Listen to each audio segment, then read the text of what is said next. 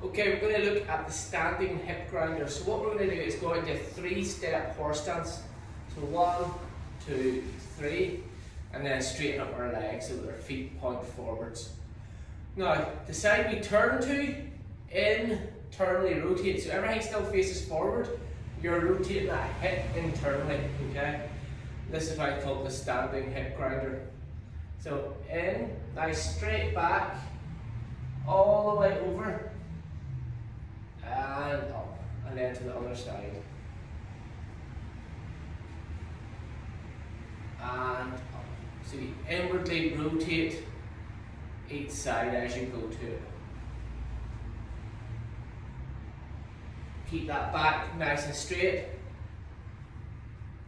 And those legs nice and straight. That's a standing hip grinder.